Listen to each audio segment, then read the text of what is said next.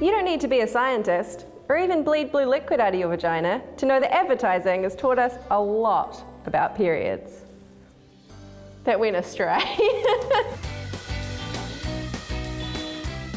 These days, period ads are all BMX riding and rock climbing, but it hasn't always been that way. In the 1930s, period propaganda primarily came in the form of terrifying pamphlets. One of these days, at any hour of the morning or even in the middle of the night, you find coming from you a blood-stained fluid. When this happens, you are to take from your dresser one of these Kotex pads and wear it with this elastic girdle. In the 40s and 50s, it was all about discretion, with simple ads and brown paper packaging. By the 60s and 70s, pads shed their girdles, freeing women to stand on any rock formations they pleased. Beltless? I didn't know there was a beltless napkin in Super. There is now. New Stay Free Super Maxi Pads. Then came the halcyon days of the 80s and 90s, where TV advertising was still as cool as the ice caps, and every bleeder danced in white. For many, these groovy white women were our first encounters with tampons and pads. But which one stuck out the most? I took to the streets to gauge the public's opinion. What's your earliest memory of seeing like a pad or a tampon advertised on TV? Honestly, I can't even remember. I don't remember either. Gosh, what a question. Oh, that ad with, and that guy dresses up in the tampons and it's like... Ta-ting, ta-ting. That one? Yeah, that was it. And I didn't actually have a clue what the heck it was about, but I just found the ad hilarious. Or like them dunking it in blue water, see it expands. Okay, yeah. Yeah, what is that blue water? Yeah, what is that supposed to be? I don't know. Do I have blue water? The blue was always sort of just like, it felt very weird. Like an alien period. Yeah. If you were to make a realistic period ad, what would it look like? Oh my gosh. You know what?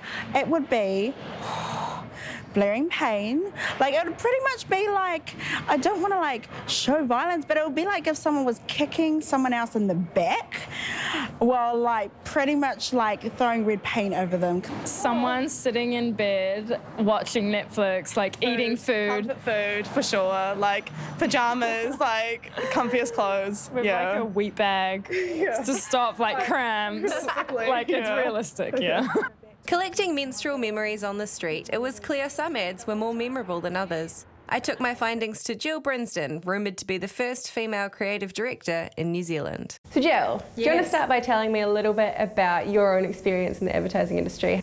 I was 25 or 26. I remember going into a boardroom and I'm pretty sure in Australia, in Melbourne, I was the only female that had been in that room and hadn't said, "How do you have your coffee?" And then they didn't know what to do with me because I was this chick. They would either try and get me to be one of them, so we'll do that, or they would wait till they were alone and then they would tell me how impressed they were with me, and then a hand would go onto my knee. Try new Carefree Slims, the only tampon with the Silk Ease cover. What kind of research would go into making an ad like so this? In a global context, they will have done $200,000 worth of research to find out that women want to feel safe, for example. Right. So they'll put her in a white outfit. Because obviously if she's wearing a white outfit, she's safe. She's not going to bleed out in the white, you know. Or they want to still be active, you know. So then you'll go, oh, well that's why everyone that wears a tampon can windsurf. Or jet ski, which has always been disappointing to me. If I wear a tampon, I can't do any of those things. No. It's really gutting because they promised me I could. Okay, well, thought experiment. Yeah. Let's say that men had periods. Yeah. What would their ads look like? Well, I think they'd be really dramatic. It would either go, this is a major issue that we deal with every month, month in, month out. No wonder the period is given to the man, because the man has the gravitas to deal with this. Or it would actually be the opposite, climbing up hills in extreme, you know. They'd be called things like primo and, you know, mega load. All of the language would change. It would be called the mega load tampon.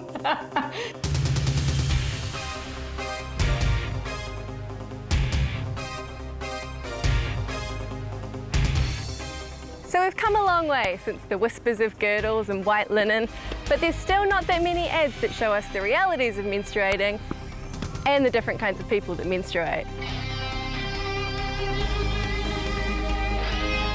But at least now, thanks to my super slim, invisible, leak-proof pads with extra wings, the only thing I have to worry about is my serve.